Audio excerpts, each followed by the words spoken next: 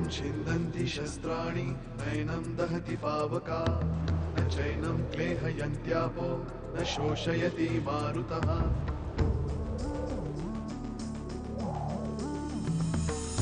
दिवसामागुणरात्र धावते सकाळ संध्याकाळ सूत्रधार जो या साऱ्याचा नावतयाचे काय तयाच्या मनात दडले नकळे कधी कुणा क्षणात होते संभव सारे क्षणापूर्वीचे असंभव असंभव असंभव असंभव. मालक तुम्ही कशाला बोलवलं त्यांना? हे सगळं घरी सांगितलं तर वेडीच करत अजून ती मुलगी कोण आहे ते माहिती नाहीये. त्याचा पुण्याचा मित्र. हे नवीनच प्रकरण सुरू झालंय. मला कळत नाही आजोबा की त्या भुयाराचा आणि प्रथमेशचा काय संबंध असेल. Riya, you have changed. प्रथमेशला मला पुन्हा एकदा भेटायला हवं. या पोराला हे समज कसं ठाऊक? आ आ आ आ आ आ आ आ आ आ आ आ आ आ आ आ. झालं मालक? विष्णू, हल्ली पाखरं कमी झाली आहेत का रे? होस वाटतं. मालक एक विचारायचं होतं. विचार. काल तुम्ही म्हणाला होता सोपान आजोबा आणि प्रथमेशला समोर आणण्याचं कारण तुला नंतर सांगतो. रात्रीपासून माझ्या डोक्यात हा प्रश्न घोळतोय.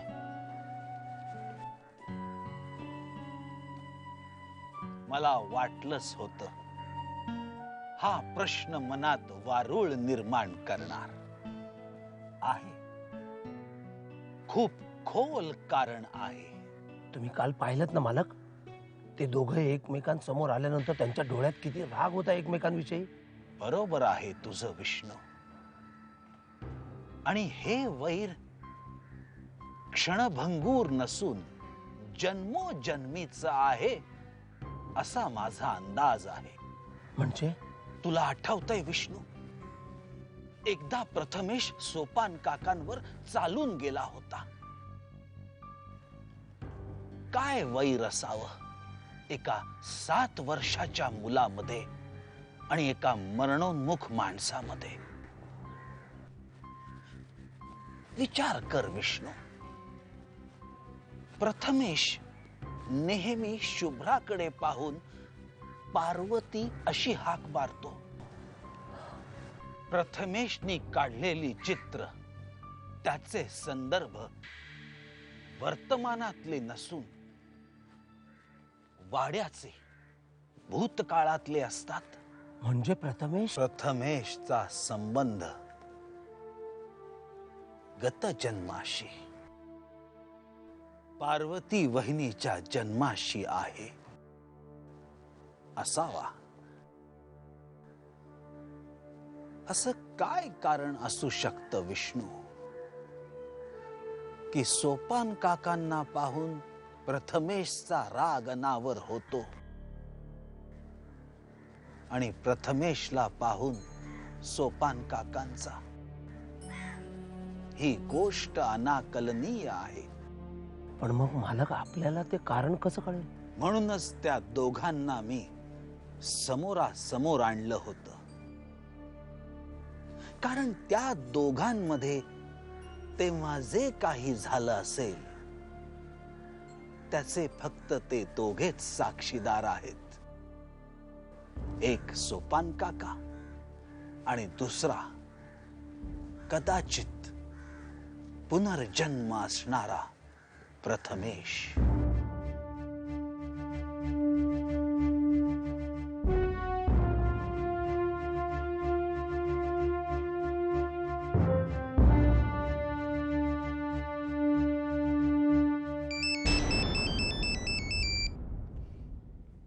बोल स्वप्नील. काय मॅडम, कशा आहात? हे विचारायला फोन केलाय आपण? अगं नाही ग, सहजच केलं. पण बरं झालं केलास. मला तुला काहीतरी विचारायचं होतं. बोल ना. स्वप्नील, मला सांग, तुला काली कर्मावलीच्या मूर्तीबद्दल कितपत माहिती आहे? व्हॉट इज काली कर्मावाली? अरे असं काय करतोस? क्षिप्राने तुला कधी काही सांगितलं नाही? नाही म्हणजे सांगितलं असेल पण मला आठवत नाहीये काही. नीट आठवून बघ ना, कदाचित काही बोलली असेल.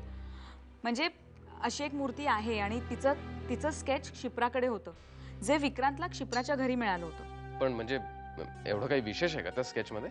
आहे, कारण हे चित्र तितकंच महत्वाचं आहे.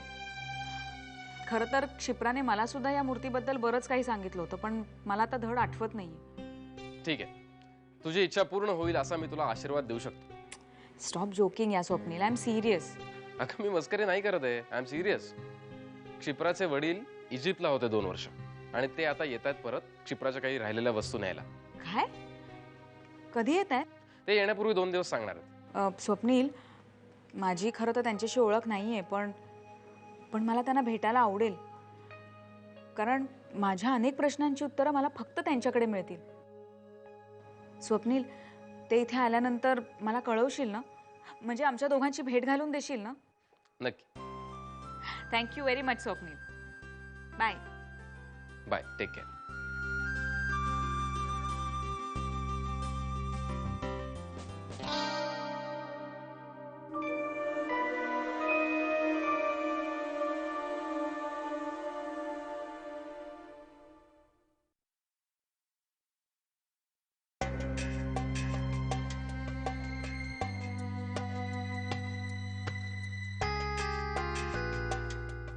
काय संबंध प्रथमेशचा आणि माझ्या त्या स्वप्नांचा? काय संबंध? गेले काही दिवस सतत हाच विचार करते मी.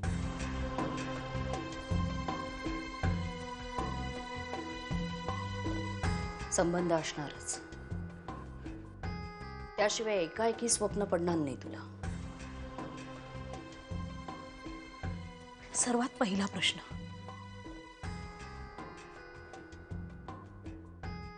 इंदुमती या हाकेचा आणि प्रथमेशचा काय संबंध? संबंध नाही असं गृहीत धरण्यापेक्षा संबंध आहे असं का गृहीत धरत नाहीयेस तू? तोच संबंध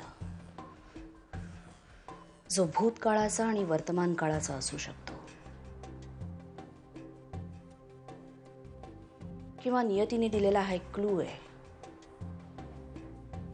असं का नाही मानत? कसला क्लू? तुला स्वप्नात हाक मारणारी व्यक्ती एक बाई होती. ती कोण होती हे आपण नंतर शोधूया, पण ती तुला नावानिशी ओळखत होती, इंदुमती. स्वप्न जर का इथेच थांबलं असतं ना तर ठीक होतं, पण स्वप्नात प्रथमेश दिसलाय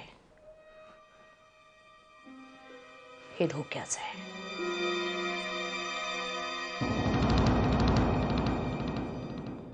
कसला धोका? त्या मुलाला धड ऐकता येत नाही, बोलता येत नाही, म्हणून गाफील राहू नकोस. मी जे तुला मगाशी सांगितलं त्या स्वप्नाचा संबंध भूतकाळाशी आणि वर्तमान काळाशी असू शकतो. वर्तमान काळ जेव्हा भूतकाळात जातो ना तेव्हा क्रियापद बदलतात, पण संदर्भ तेच राहतात. आणि प्रथमेशच्या बाबतीत असंच असू शकतं.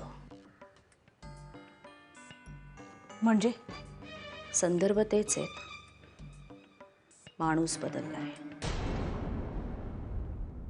मला नाही तसं वाटत. स्वतःच्या समाधानासाठी मला नाही वाटत असं म्हणून चालणार नाही सुलेखा. थोडासा विचार कर. प्रथमेशला खरंच इंदुमती कोण आहे हे माहिती असेल तर?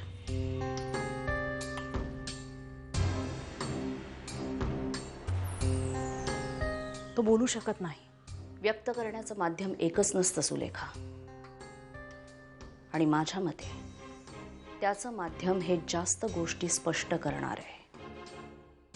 हा माझा एक अंदाज आहे. तो खरा ठरतोय की खोटा ठरतोय हे ठरवण्यासाठी आधी प्रथमेश काय करतोय हे आपल्याला जाणून घेणं गरजेचं आहे. कारण ते कळल्याशिवाय आपण कुठल्याही निष्कर्षापर्यंत जाऊ शकत नाही सुलेखा. सध्या तरी प्रथमेशपर्यंत पोहोचायचा काही मार्ग नाहीये माझ्याकडे, पण शोधायलाच हवा. शोधावाच लागेल. लवकर कामाला लाग.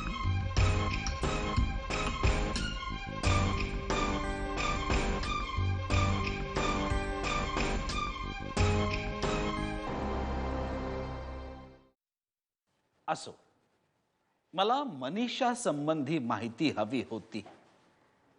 शक्यतो वस्तू स्वरूपात मिळाली तर फार बरं होईल.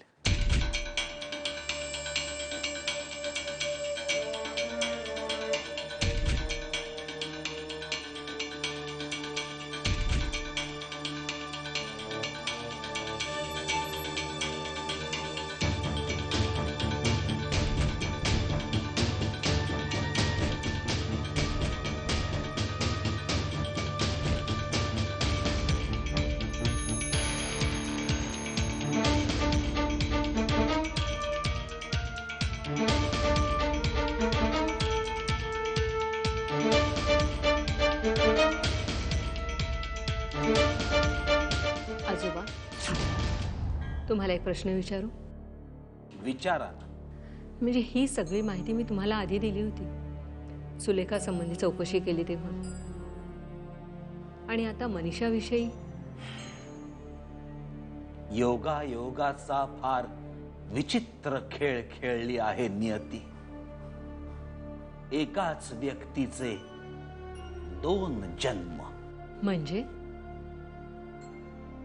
सांगतो, सगळं सवडीने सांगतो. विष्णू, ए विष्णू, माझी वही आत राहिली आहे. तुम्ही जे सांगाल त्याची मला नोंद करून घ्यायला हवी ना. विष्णू, तुम्ही बसा, मी तेवढी वही घेऊन येतो. श्रीराम श्रीराम. विष्णू, कुठे गेला हा?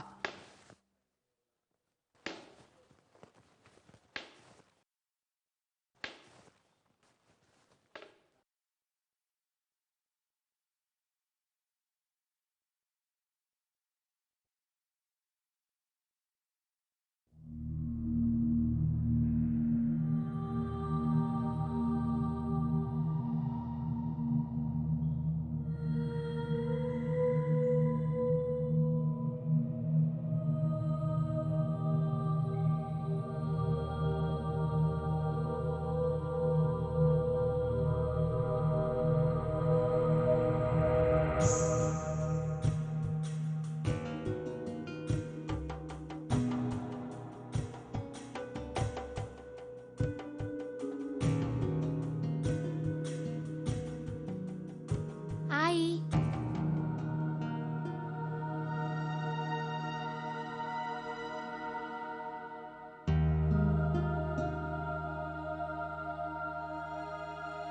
कोण आहेस सुबाळा? नाव काय तुझं?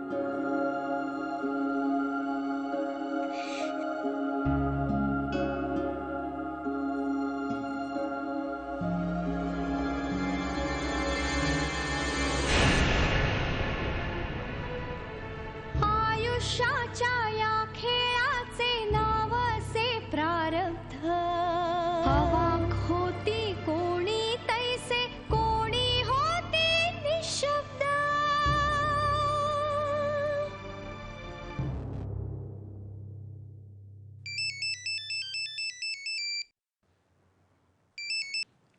हॅलो.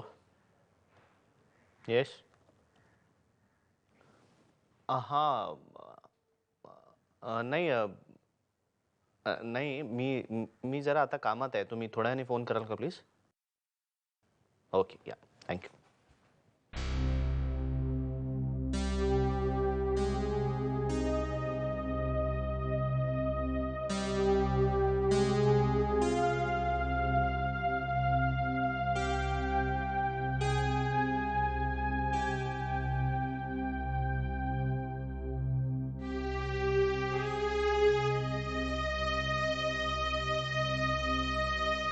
आधी कामात आहेस का? अरे भाई तू केव्हा आलास? आत्ताच बाबांनी बोलावलं होतं ना. हां अरे त्यांना काहीतरी बोलायचं आहे आपल्याशी.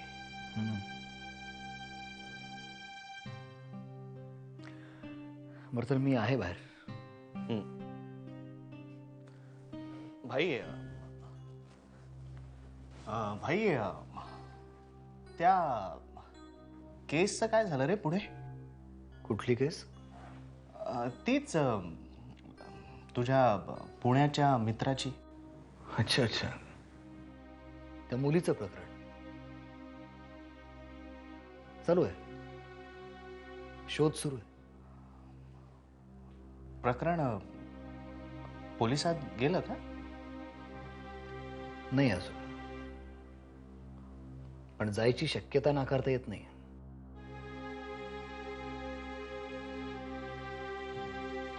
अलीकडे कॉन्टॅक्टमध्ये नसतो मी त्याच्या, पण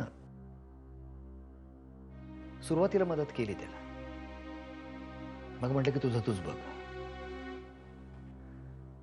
बाबा नेहमी म्हणतात ना, या अशा प्रकरणापासून जरा लांबच राहिलेलं बरं, म्हणून. हां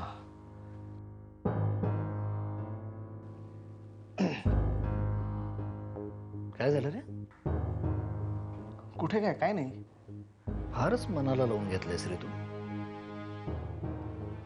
मी पण नाही विचार करत याचा इतका. अरे चेचे, मी कुठे मनाला लावून घेतलंय? सहज मला आठवलं म्हणून मी विचारलं. हो, आधी आपण अभिमानच्या मागावर होतो तेव्हा कुठं राहत होतास रे तू? का? आय मीन असं अचानक का विचारतोयस तू? अरे कसं आहे की अभिमानच्या मृत्यूनंतर पोलीस कसोसीने शोध घेत आहेत, आणि आपण अभिमानच्या मागावर असताना, म्हणजे त्या संदर्भात सरंजामीने काहीतरी उलटसुलट पोलिसांना सांगितलं तर काही प्रॉब्लेम नको ना. आपण एकमेकांची क्लिअर असलेलं बरं. तू काहीतरी वेगळं सांगणार, माझं म्हणणं काहीतरी वेगळं असणार. गैरसमज नको ना उगाच. त्यापेक्षा तू सांग, त्याप्रमाणे ठरवू आपण. हे इथे सासवडला होतो मी. अच्छा, म्हणजे अर्थात आपल्याला कोणी विचारेल असं नाही, पण आपण तयार असलेलं बरं ना. हां बरोबर.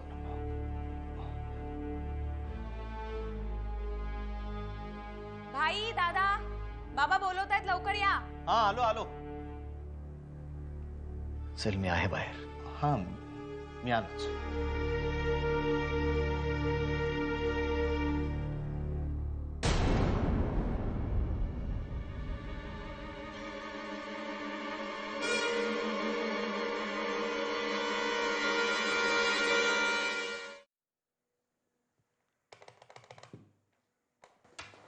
मायले सगळे फोन फोडून टाकायला पाहिजेत. साहेब बोलावलं? नाही. काय झालं साहेब? काही नाही साहेब. भोसले साहेबांचा काही पत्ता लागला? मुद्दामून विचारताय? हा, कळत नाही का मला?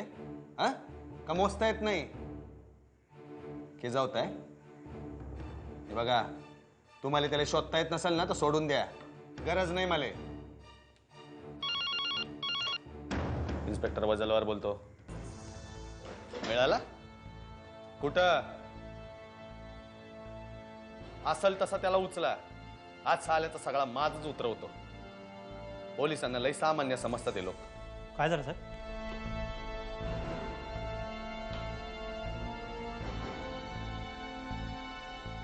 आणि त्या विक्रांत भोसलेचं काय झालं? मिळाला नाही म्हणजे राणे आज किती? मी बोलतो तुझ्याशी, थांब.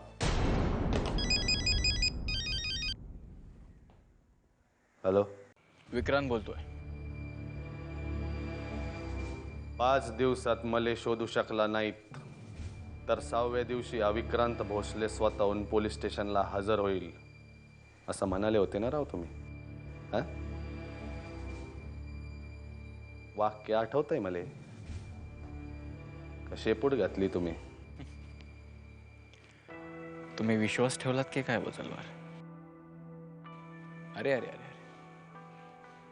दया येते मला तुमच्या बुद्धीवर. कोणी भरती करून घेतलं तुम्हाला डिपार्टमेंटमध्ये? आणि तुम्ही जर माझी वाक्य विसरला नसाल तर ती व्यवस्थित लक्षात ठेवा बोचलवार, कारण पुन्हा ती तुम्हाला ऐकायला मिळणार नाहीत. एक जबाबदार इन्स्पेक्टर, जबाबदार पोलीसवाला हातात आलेल्या आरोप्याला, त्याला हव्या असलेल्या माणसाला कधीच जाऊ देत नाही. एक म्हण ऐकली होती, शक्तीपेक्षा युक्ती श्रेष्ठ. मी युक्ती वापरली बस.